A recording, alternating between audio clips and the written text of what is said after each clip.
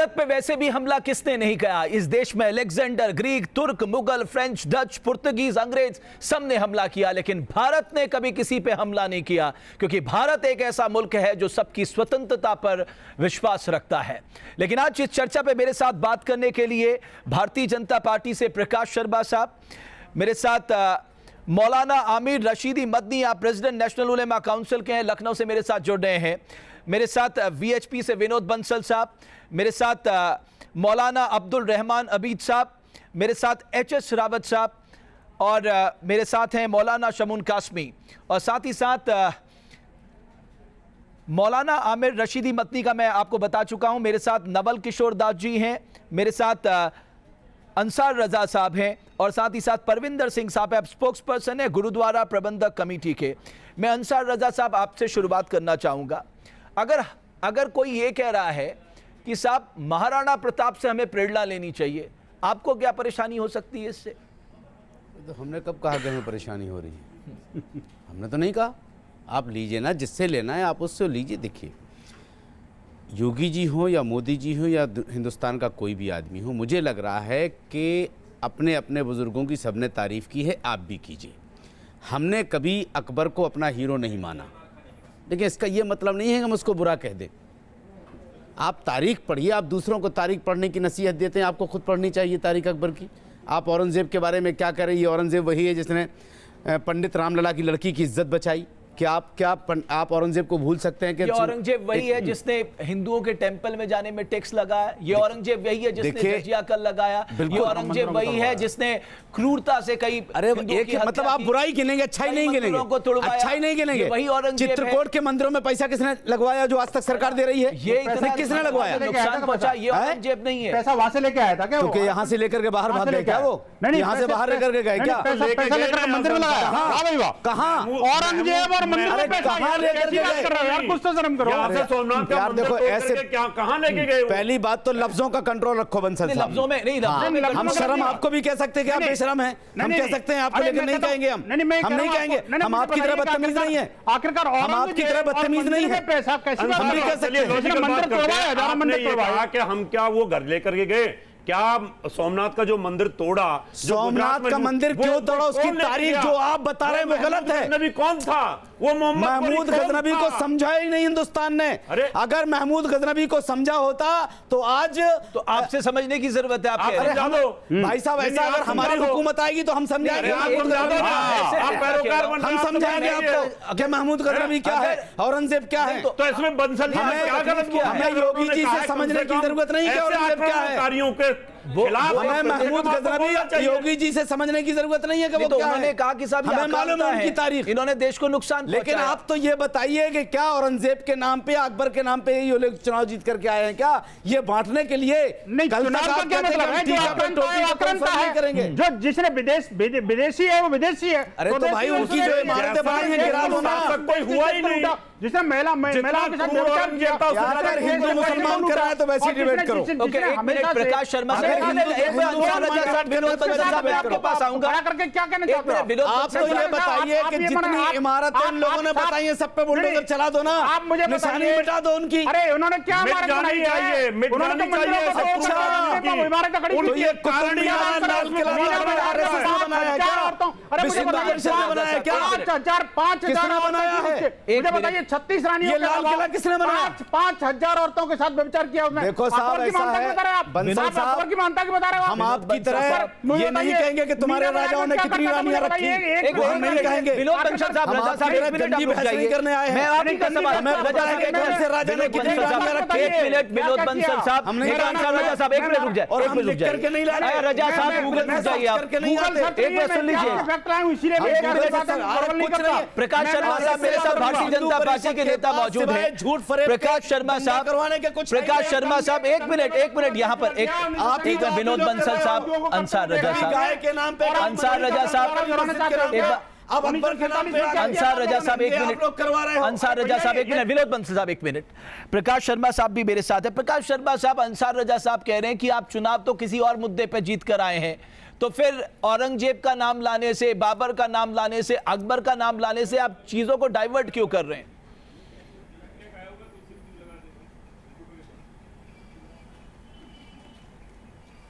मुझे लगता है ये चुनाव पर तो बहस है नहीं। अगर अंसार रजा साहब ये बता दें कि इनकी बाबर से, अकबर से, औरंगजेब से क्या रिश्तेदारी है। अगर महाराणा प्रताप की जयंती होगी तो उस पर अकबर की आलोचना होगी। और ये जो अंसार रजा साहब कह रहे थे, जरा इनसे पूछिए दिल्ली का मीना बाजार क्या था, ये बताएं अंसार रजा साहब इनकी क्या रिश्तेदारी है, बताएं। अकबर इनका कौन था, अकबर से इनकी क्या रिश्तेदारी थी, ये क्यों अकबर को, बाबर को और औरंगजेब को ढोकर रखना चाहते हैं। ये सत्य है, जब तक भारत का मुसलमान अकबर, बाबर और औरंगजेब से अपनी रिश्तेदारी खत्म नहीं करेगा, देश में यह वैमनस्य का वातावरण बना रहेगा। और यही बात योगी जी ने कही है।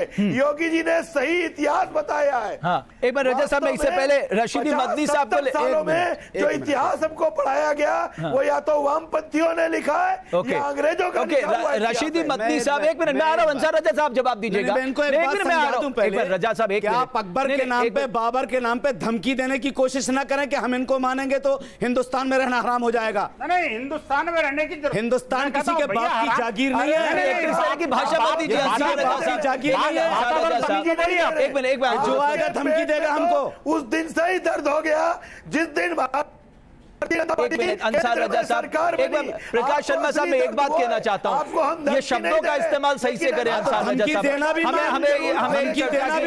हमें चर्चा की मर्यादा को बनाए रखने के लिए नहीं, भाषा भी तो अकबर औरंगजेब नहीं सिखाई है ना। तो बात है ना, वो औरंगजेब यही तो सिखा के गए रजा साहब को कैसे बोलना। ये 47 नहीं है रजा साहब, 47 में भी पहले फतवा हमने दिया था अंग्रेजों के खिलाफ। बीएचपी नहीं आई थी, बीजेपी नहीं आई थी, और यही सब चर्चा करके हम ही थे। एक मिनट रजा साहब, आप रुक जाइए, और भी लोग मेरे साथ हैं। रशीद मदनी साहब, अंग्रेजों को रशीद मदनी साहब, एक मिनट। अंसार रजा साहब, एक मिनट। प्रकाश शर्मा साहब, अंग्रेजों के एजेंट थे की राजनीति। शर्मा, तुम्हारे बाप दादा एजेंट थे अंग्रेजों के। ये भगवा पहन के देशवादी नहीं हो जाओगे श्रीमान। तुम्हारे बाप दादा देशद्रोही थे, अरे अंग्रेजों के एजेंट थे। आपके बाप दादा अंग्रेजों के एजेंट थे, इसीलिए आपके बाप दादाओं ने पाकिस्तान ले लिया और आपको यहाँ छोड़ अंग्रेजों के गए एजेंट दूसरा थे। पाकिस्तान बनाने के लिए। अटल बिहारी वाजपेयी एजेंट थे। एक मिनट राशिद मदनी साहब, इसीलिए रशीदी मदनी साहब, एक मिनट। प्रकाश शर्मा साहब, आपके बाप दादाओं ने होश में रह के बात किया करो और बाकी धमकी की बात मत करना। के लिए तुम्हारे बाप का हिंदुस्तान नहीं है। एक मिनट, रशीदी मदनी साहब, एक मिनट, इनको रोका, एक मिनट इनको रोका। एक बार रशीदी मदनी साहब, एक मिनट, रशीदी मदनी साहब, एक मिनट रुक जाइए, एक मिनट। एक बार शर्मा, एक बार अच्छा श्रावत साहब, एक मिनट। एक मैं आप सब लोग, एक बार विनोद बंसल साहब, मैं आप सब लोगों से एक बड़ा विनम्रता से निवेदन करना चाहता हूं। आप एक राष्ट्रीय चैनल में बैठकर एक चर्चा कर रहे हैं। चर्चा में आप अपने तर्क रख सकते हैं, अपने तेवर रख सकते हैं, लेकिन अपनी शब्दावली पे तो आपको विराम लगाना होगा, खासकर ऐसी शब्दावली जिस तरह की, इस तरह की भाषा का आप प्रयोग कर रहे हैं। ये कम से कम मैं गलत कह रहा हूं? मुझे लगता है कि इस बात का बड़ा ध्यान देना चाहिए। मैं बहुत एक बात मैं आपसे नवल किशोर दास महामंडलेश्वर जी, मैं आपसे एक बात पूछना चाह रहा था, और वो ये बात थी, देखिए महाराणा प्रताप के आप व्यक्तित्व को समझिए। 81 किलो का वजन महाराणा प्रताप का, जिनका केवल कवच 72 किलो का था, उनके भाल, उनके कवच, उनका ढाल, उनकी 2 तलवारें 208 किलो की थी। इसी महाराणा प्रताप ने घास की रोटियां खाई थी स्वाभिमान के लिए, तो वो क्यों नहीं प्रेरणा हो सकते साहब महामंडलेश्वर? आज भी म्यूजियम में रखी हैं सारी वो। महाराणा प्रताप हमारे प्रेरणा के स्रोत हैं, और मैं एक निवेदन करना चाहता हूँ, अपने महापुरुषों को बांटना नहीं। महाराणा प्रताप समग्र हिंदू मानस के नहीं, पूरे मानव मात्र के प्रेरणा स्रोत हैं। अपनी संस्कृति के लिए, अपनी अस्मिता के लिए सर्वस्व छोड़ करके छोटे छोटे बच्चे घास की रोटी खा रहे हैं, परंतु अपनी अस्मिता को लुटने नहीं दिया। ऐसा महापुरुष केवल हिंदुस्तानी को नहीं, मैं कहता हूँ पूरे विश्व के लिए, पूरे मानव मात्र के लिए, अपनी अस्मिता के लिए प्रेरणादायक हैं। ऐसे महापुरुष को महामंडल नहीं किया जाएगा तो किसको किया जाएगा? देशद्रोहियों को किया जाएगा क्या? मानवद्रोहियों को किया जाएगा। इसलिए लेकिन देश को जिन्होंने अपना सर्वस्व न्यौछावर कर दिया, अपने बच्चों को दीवार में चिन दिया, उनको महिमामंडित नहीं किया जाएगा देश में तो किसको किया जाएगा? ओके, महामंडलेश्वर मैं रुक रहा, मैं आपके पास आ रहा हूं, पढ़ाने की, लेकिन जब आप महाराणा प्रताप की बात करते हैं, एक मिनट, तो योगी आदित्यनाथ के बयान के बाद अब ये सवाल उठ रहा है, कौन प्रेरणा स्रोत होना चाहिए, किसकी राह पे चलना चाहिए, किसकी राह पे नहीं चलना चाहिए? मौलाना अब्दुल रहमान अबीद, आपको लगता है कि ये ठीक बयान था और इस बयान का आप समर्थन करते? मेरे ख्याल से ना तो वो बयान ठीक था और ना ही जो कुछ इस वक्त स्टूडियो में हम देख रहे हैं सीन, ना वो सारी डिबेट सही हो रही है। देखिए, एक चीज़ होती है कि आप किसी शख्सियत से कोई प्रेरणा लेते हैं, हो सकता है कि उनके लिए प्रेरणा स्रोत हो महाराणा अकबर, मेरे लिए हो सकता है कोई और हो। नहीं, आपके लिए औरंगजेब है क्या? औरंगजेब भी हो सकते हैं। वही मैं पूछ रहा, आपने औरंगजेब नहीं, से क्या हो भी सीखा? सकते हैं। नहीं, उसमें मैं कोई वही एतराज, जानना चाह रहा हूं, औरंगजेब उसमें से कोई क्या एतराज सीखा? नहीं, मैं मुझे क्या एतराज? हम तो जानना चाह रहे हैं औरंगजेब से आपने क्या सीखा? आप ये बताइए मुझे कि अगर हो सकते हैं मेरे लिए, नहीं, तो मैं किसी कह को रहा हूं, उसमें क्या औरंगजेब से एतराज आपने क्या है? मुझे प्रेरणा तो ली? योगी जी पे कोई एतराज नहीं है कि नहीं, मैं उनके कह लिए रहा क्यों हूं, महाराणा हमने- प्रताप मैं तो प्रेरणा सिर्फ स्रोत ये कह रहे रहा हैं। हूं कि औरंगजेब से आपने अब तक क्या प्रेरणा ली? मैंने औरंगजेब को ये समझा है कि उस आदमी ने लुटती हुई पंडितों की और पुरोहितों की बेटियों की लुटती हुई इज्जत और असमतों को बचाने का काम किया। आपको नहीं पता उस शख्स ने उस गद्दी को पाने के लिए उस शख्स ने आपको नहीं पता औरंगजेब ने काम किया करता था औरंगजेब। औरंगजेब को जब तक सवामन जनेऊ नहीं मिलता ओके, था वो काश्मीर साहब बहुत सच्चे में रुके, एक मिनट काश्मीर साहब, क्या बात एक कर मिनट रहे हो? काश्मीर उससे साहब, ये एक मिनट शासक कोई हुआ ही नहीं। एक मिनट रावत साहब, एक मिनट ये काश्मीर कहानियां साहब, और ये एक मिनट, अफसाने अभी साहब, आपने अभी साहब, लिखे एक हैं, मिनट, अभी आपने साहब, पढ़े हैं, पढ़ते काश्मीर सुनते साहब, रहिए, कड़वा होता है सच, जिसने आपको सत्ता कड़वा के लग लिए रहा है। अपने पिता को आप जेल में चिल्लाते डाल रहिए। दिया हो, अपने भाइयों का कत्ल करवा दिया हो, उनसे क्या प्रेरणा ले सकते हैं? पुराने राजाओं ने एक बार सबने काश्मीर ऐसा साहब, ही किया है। काश्मीर साहब, देखिए पुराने एक मिनट, राजाओं ने काश्मीर साहब, मैं आ रहा हूं, मैं औरंगजेब की बात कर रहा हूं। एक बार काश्मीर साहब, बहुत जल्दी में मुझे जल्दी से ब्रेक लेना है। एक मिनट, मैं 30 सेकंड काश्मीर साहब, उसके बाद मुझे ब्रेक महाराणा लेना है। प्रताप का और अकबर का अगर झगड़ा था, औरंगजेब का एक साहब देखिए झगड़ा था। अच्छा, मुझे अब काश्मीर साहब, मैं इसी सवाल के साथ मुझे कुछ पलों के लिए मैं आऊंगा, मैं कुछ पलों के लिए यहाँ पर रोक रहा हूँ, जैसे ही मैं लौटूंगा मैं जरूर इस पे मुद्दे पे बात करूंगा। लेकिन सवाल ये है कि हम अपने महानायकों से क्या सीखते हैं। दूसरा सवाल ये है कि क्या अपनी इन बातों को, इन उदाहरणों को लेकर कहीं ऐसा तो नहीं, जैसा कि रजा साहब कह रहे थे, हम मूल मुद्दों से इधर उधर हो जाते हैं। तो कौन आक्रांता, कौन प्रेरणा स्रोत, इसको लेकर बहस चल रही है। लेकिन अकबर को लेकर जो कहा जा रहा है, क्योंकि अकबर ने दीन इलाही की सोच इस देश में रखी थी, उन्होंने सभी धर्मों को सम्मान दिया था, ये कहा जाता है, इतिहास ये बताता है। लेकिन इस बयान के बाद, योगी आदित्यनाथ के बाद तमाम सवाल उठ रहे हैं। मैं आपसे, काश्मी साहब, आप कुछ कहना चाह रहे थे, पहले आप अपनी बात पूरी कर लीजिए। जो आपने सवाल किया था कि औरंगज़ेब ने अपने भाई का मर्डर कराया और बाप को कैद कराया, तो शासकों का कोई धर्म नहीं होता, उनकी कोई नीति नहीं होती। तो फिर वो शासक बल्कि किस बात का? मैं ये बात कहना जिस शासक चाहूंगा, का धर्म ना हो, जिस शासक की नीति ना हो, तो वो शासक किस बात यही का? चीज समझने की है। मैं यही बात कहना चाहता हूं कि आज जो शासक, एक शासक अपने शासन के चलाने के लिए सारे जतन करता है। आप इतिहास पे नजर डाल लीजिए, औरंगजेब के सामने जब उनके बाप आए तो उन्हें कैद करा दिया, जब विद्वान भाई आया तो उसका मर्डर करा दिया। जरूरत इस चीज की है कि जैसे महाराणा प्रताप की, मैं तो एक बात ये कहना चाहता हूं, आपके तीसरे कि नंबर पे हिंदुस्तान बैठे हो, के कह रहे हैं लोगों वो मेरा को, प्रेरणा मुझे स्रोत है। इनसे किसी से कोई मतलब नहीं। वो मैं कह रहे हैं, तो आप उनको बताइए ना, वो प्रेरणा स्रोत हो मैं सकते ये हैं, बात नहीं हो कहना सकते हैं? चाहता हूं कि महाराणा प्रताप हो या पृथ्वीराज चौहान हो या जो हमारे शासक हो, जो अच्छे लोग हैं, शिवाजी महाराज हो, अरे हम पूर्वज तो हैं। हम धर्म हमारे अलग हो सकते हैं, धर्म अनेक हो सकते हैं, मगर हम एक हैं, एक माँ बाप की संतान, एक ईश्वर का परिवार हैं। हम अलग कहाँ हैं? और हमें अपने लोगों का अनादर नहीं करना चाहिए। और अगर योगी जी ने एक बात कही है तो ये बात मानने में क्या परेशानी है कि हम अपने महाराणा प्रताप जी को और पृथ्वीराज चौहान जी को उन्हें आदर का सूत्र माने? क्या परेशानी है इसमें? क्या इसमें कहीं कोई गुनाह हो रहा? मैं सबसे पूछना चाहता हूं, ये कोई गुनाह की बात नहीं है। अंसार रजा साहब, काश्मी साहब इतनी महत्वपूर्ण गुनाह की बात हो तो बताइए। वो कह रहे हैं साहब सबका साथ सबका विकास, ये सही मायने पे कह रहे हैं, आप क्यों इस पे फिर? देखिए साहब, मैंने तो अभी तक कुछ नहीं कहा, लेकिन मैं एक बात कह दूं कि अगर महाराणा प्रताप हों या जिनका तस्करा माननीय योगी जी ने किया है, अगर हमारे काश्मी साहब के लिए वो प्रेरणा स्रोत हैं, तो इनके लिए होंगे, हमारे लिए नहीं है। नहीं, आपके लिए, आप ना, देश के हमारे लिए नहीं है। एक चीज बताइए ना, हमारे लिए औरंगजेब जहां तक हमने पढ़ा है, गोविंद सिंह है। बाकी हमारे लिए हमारे पैगंबर सबसे बड़े प्रेरणा, हम और किसी को नहीं फॉलो करते। इधर सुनिए मेरी बात, सुनिए। कोई औरंगजेब वली और पैगंबर तो थे आपके नहीं। मेरी बात सुनिए, नहीं हम एक धर्म, हम आदम की औलाद हैं और आदम की ही औलाद रहेंगे। ना औरंगजेब और पैगंबर थे, हम नहीं मानते औरंगजेब को पैगंबर नहीं थे, जिन्होंने बच्चों को दीवार में चिनवा दिया। देखिए साहब, उनकी सपोर्ट करते हो आप? हमने क्या कहा? हम औरंगजेब को पैगंबर नहीं मानते। क्या मानते हो आप? कहते मैं सपोर्ट कर रहा हूं। हमने तो ये कहा है कि हमने जहां तक उनकी तारीख पढ़ी है और हिंदुस्तान के हर मुसलमान को फख्र है इस बात का कि औरंगजेब को फॉलो करता है। एक मिनट, पलविंदर साहब, औरंगजेब को फॉलो करता है, वो मैं इसी बात विनोद बंसल साहब के पास एक मिनट, एक बार अबीद साहब, उनकी मातृभूमि थी नहीं है, ये औरंगजेब की मातृभूमि थी नहीं। ये मातृभूमि सिर्फ यहाँ पर महाराणा प्रताप की थी, ये मातृभूमि शिवाजी की थी, ये मातृभूमि को गोविंद सिंह की थी। कैसी बात करो आप यार? ये औरंगजेब की मातृभूमि नहीं थी। अच्छा एक बात बताइए, आपकी बात, एक मिनट, आप गलत हो, आप गलत हो, आप गलत हो, फिर सारे ब्राह्मण अंसार रजा भी गलत हो, आप भी गलत हो। सब बाहर से आए हुए हैं, इनको सबको पहले एक मैं आ रहा हूँ, एक मिनट मैं आ रहा हूँ। नहीं, काजमी साहब बिल्कुल ठीक कह रहे हैं, काजमी साहब ने ठीक कहा है। आप बाहर से नहीं आए, आप कन्वर्टेड हैं, आप औरंगजेब के कन्वर्टेड लोग हैं। औरंगजेब ने आपको अंसार रजा बनाया, औरंगजेब नहीं तो अंसार रजा, नहीं तो एचएस रावत होता अंसार रजा। रावत साहब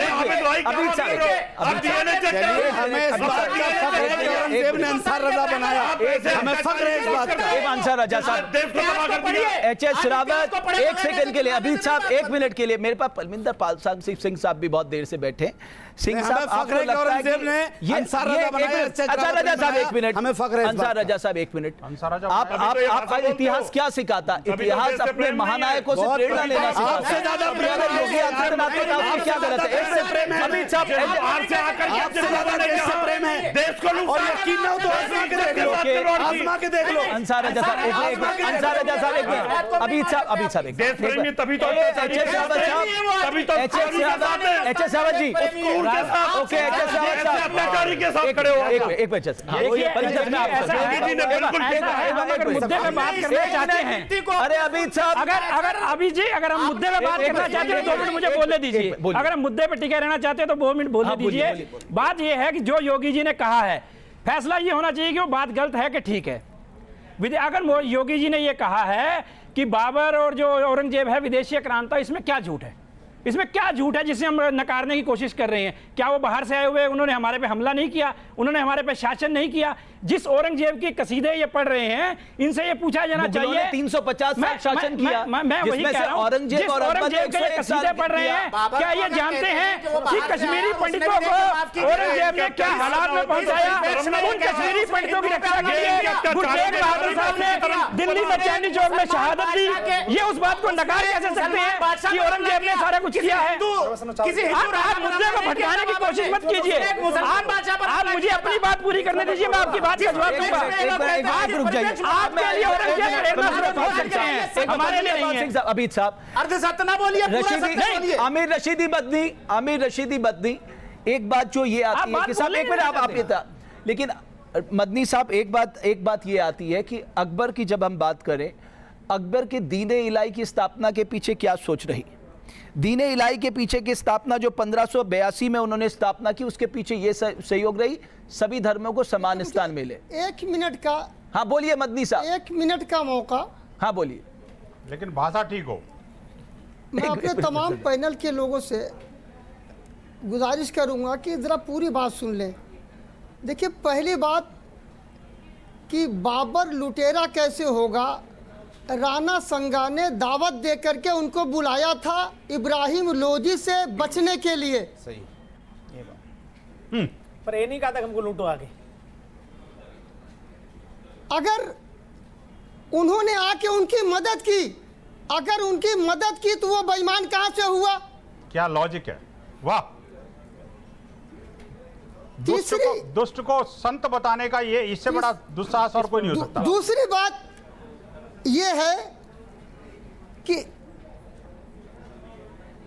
आप थोड़ा सा सुनेंगे, आप थोड़ा सा सुनेंगे। अरे पढ़ लो पहले फिर बोलना। आप बोलते, मैं नहीं बोलता हूं। अरे बोलते रहिए मदनी साहब, आप जल्दी उलझिए मत ना उनसे। आपने जो किताब में लिखा हो पढ़िए। अरे रावत जी, आपसे ज्यादा पढ़ा लिखा हुआ हूं। पढ़ लो पहले, पढ़ के बोल लो, चिल्लाना कितने रोज तुम बदलते हो? अरे कभी गिरुआ पहनते हो, कभी सफेद पहनते हो। अरे हिल जाओगे, गिरगिट भी तुमसे शर्मा जाएगा, गिरगिट शर्मा जाएगा। आराम से बोलो, आप अपनी बात कीजिए, आराम से बोलिए, आराम से, हम सुन रहे हैं आपकी बात। अरे कुछ नहीं कर पाओगे, हिल जाओगे। अरे बता दो क्या बोला था पढ़ करके, बाबर ने किसको बुलाया था? धमकी मत दीजिएगा बंसल जी। अरे बंसल जी तो बोले भी नहीं, अगर बोल पड़ेंगे तो बता दिया मैंने आपको कि राणा संगा ने उनसे मदद मांगी थी। अरे किससे मदद मांगी थी, कब मदद मांगी थी? मैं एक और बात सुन लो, उन्होंने पानीपत की लड़ाई में हेमू कलानी के साथ क्या किया था? हेमू कलानी के साथ क्या किया था आप देखिए उस इब्राहिम लोधी के मुकाबले में कलानी को युद्ध क्षेत्र से लेकर के 1500 अपने राज परिवार में जाकर के उन्होंने राज दरबार में उसको कोई नहीं आया था, न कोई लूटने आया था उसके दिल्ली दरबार में, और धड़ को टांग दिया कहीं और ये दिखाने के लिए ये औरंगजेब को मानता थी उनकी। सबको छोड़िए, योगी जी जिस मठ में बैठे हैं, बोलो योगी जी बैठे हैं, वो जमीन भी मेरे पूर्वजों की है। अरे वाह, पूर्वज कहां से आए? हमारी कहां से आए थे? आपके पूर्वज कौन थे? मक्का से आए थे, मदीना से आए थे, कहीं और से आए थे? मेरे पूर्वजों की दी हुई है। अरे आपके पूर्वज कहां गए थे ये तो बता दो। मंदिर भी तो कागज लाके दे दूं, कागज लाके उनको हमारी तरफ बड़े बनो, योगी जी को सौंप हमारी तरफ बड़े बनो, एक मिनट मदनी साहब, आपने अपनी बात करी, बोलिए। जो बात मदनी जी ने कही है, मैं उसको इतिहास के जो हमारे साक्ष्य हैं, जो सिख इतिहास के, उसके तरफ से बताना चाहता हूं कि गुरु नानक देव जी ने बाबर को जाबर कहा है, और अपनी गुरबानी जो उन्होंने लिखी है उसमें लिखा उन्होंने कि पाप की जंजला काबलोत आया, कि मतलब जो पाप की बारात लेकर बाबर जो है भारत में आया है। तो हमारा सिख इतिहास कहता है, जहां तक बात है औरंगजेब की, औरंगजेब ने गुरु तेग बहादुर साहब को शहीद किया है, और उन्होंने कश्मीरी पंडितों की रक्षा के लिए काम किया था। इनके लिए प्रेरणा स्रोत हो सकते हैं, लेकिन सिख इतिहास जो सच है वो सच है। अगर योगी गुरु गोविंद सिंह जी के कहना हिंदुस्तान में हिंदू, हिंदी और राष्ट्रवाद की बात होती है, ये बात को कोई नकार दे तो बेवकूफ है, इसके अलावा मैं कुछ नहीं कह सकता। बिल्कुल ठीक कहा। अगर हिंदू, हिंदी और राष्ट्रवाद की बात होती है तो सिख गुरुओं के कारण होती है। कोई से नकारना चाहता नकार दे, हमें कोई फर्क नहीं पड़ता।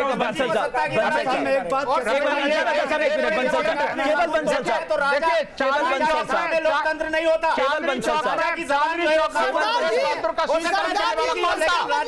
कौन दुष्ट था वो जिसने चांदनी चौक में सरेआम जो है चांदनी चौक में जिसने, अगर विदेशी क्रांता बोला तो आपकी हमदर्दी उससे चराग सबके बुझेंगे, हवा किसी के नहीं। सरदार जी ईमानदारी की बात करो।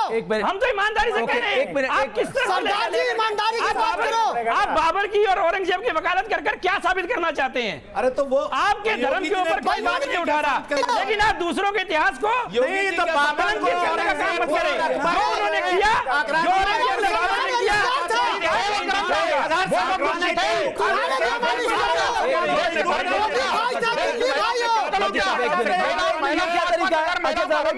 बंसल साहब एक मिनट,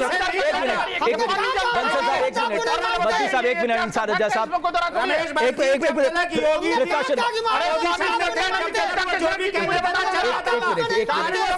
एक मिनट रुक जाइए। अभी साहब प्रकाश शर्मा साहब, प्रकाश शर्मा साहब एक मिनट, बंसल साहब, प्रकाश शर्मा साहब, अरे अभी साहब, अभी साहब एक मिनट, अरे अभी साहब एक मिनट, मैं वही बात अभी साहब, अभी साहब एक मिनट, मदनी साहब एक मिनट, अरे पल्ली साहब एक मिनट,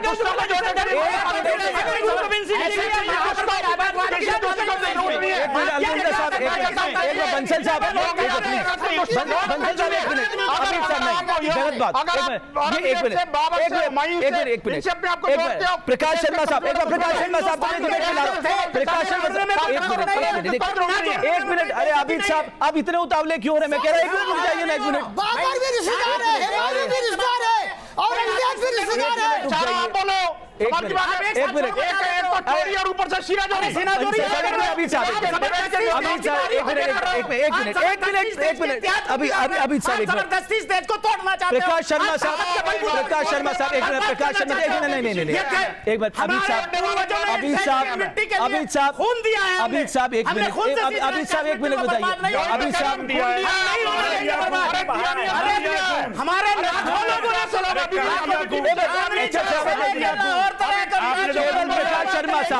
प्रकाश शर्मा साहब, मैं सिर्फ आपसे ये पूछना चाह रहा हूं कि जब सरकार गवर्नेंस की बात करती है, सबका साथ सबका विकास की बात करती है, तो इस तरह के बयान क्यों, इस तरह के बयान क्यों प्रकाश शर्मा साहब? हाँ, अरे भाई इनको चुप नहीं, महाराणा प्रताप को महान बनने से सबका साथ सबका विकास खत्म कहाँ हो रहा है? अरे हमारे ये जो अंसार रजा के पेट में दर्द हो रहा है वो असली दर्द यही है क्योंकि केंद्र में नरेंद्र मोदी की सरकार और उत्तर प्रदेश इनके सारे एजेंडे अपने आप बाहर आ रहे हैं। इनके अपने सारे एजेंडे बाहर आ रहे हैं। अत्याचारी को तो अत्याचारी कहना पड़ेगा, अत्याचारी को अत्याचारी कहना पड़ेगा, आक्रमणकारी को आक्रमणकारी कहना पड़ेगा। आपसे आपने आपके वर्करों हर जिले को यूपी के बर्बाद करके रख दिया, कानून इंतजाम तोड़ के रख दिया, आपने बर्बाद कर दिया, पुलिस पे हमले हो रहे हैं, अभी साहब एक मिनट रुक जाए, अभी साहब एक आप लोगों से देश चल अभी साहब एक मिनट देश दौड़ रहा है।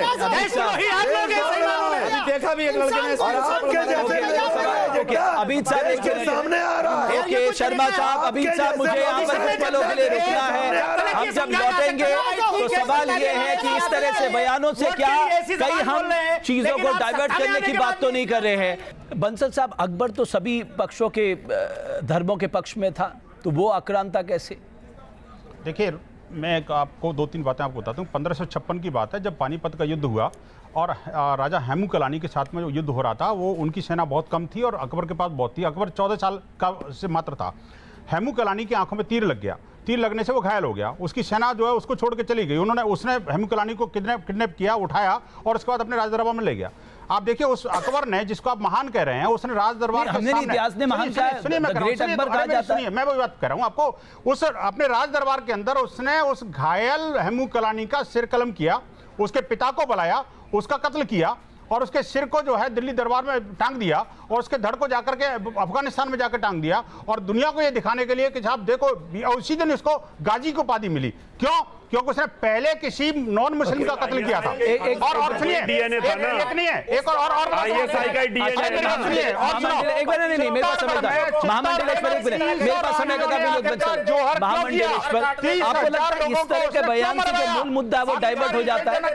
इससे बड़ा गद्दार, इससे बड़ा धर्मद्रोही, इससे बड़ा देशद्रोही ओके, हो गया। कोई अकबर के बराबर कोई हो ही नहीं सकता। जो इतिहास है, वास्तव में वर्तमान में जो इतिहास है उसे पूर्ण से स्वीकार नहीं करते, क्योंकि कहीं न कहीं हीन मानसिकता से इस इतिहास की रचना की गई। वास्तव जैसे कहा जाता है, प्रताप महाराणा प्रताप क्यों नहीं हो सकते, सत्यवादी कैंडिडेट हो सकते हैं। जिन लोगों ने आज जो अकबर की या अन्य लोगों की बात कर रहे हैं, वो भी छत्रपति शिवाजी की बात कर रहे हो। जिन लोगों ने मानवता को समाप्त करने के लिए काम किया, वो ग्रेड कैसे हो सकते हैं? इसलिए महान वही है जिन्होंने राष्ट्र का काम किया, मानवता को बात ये कहना चाहूंगा, जबरदस्ती कोई काम नहीं किया। हमें बजाय इसके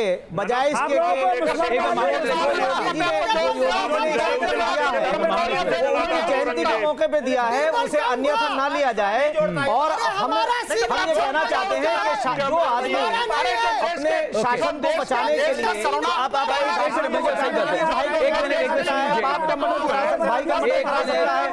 कहना चाहेंगे हमारे आदर्श जो है वो अच्छे लोग। ओके, महामंडलेश्वर, लेकिन एक इस बयान को मैं मानता हूं, कासमी साहब ने सही कहा कि अगर महाराणा प्रताप की जयंती है और महाराणा प्रताप के बारे में यह कहा जाए कि युवा उनसे प्रेरणा ले और उनकी जयंती के दिन में यह कहा जाए इसमें बुराई क्या, गलत क्या है। चलिए, बहुत बहुत शुक्रिया आप सभी मेहमानों को चर्चा को देखने के लिए।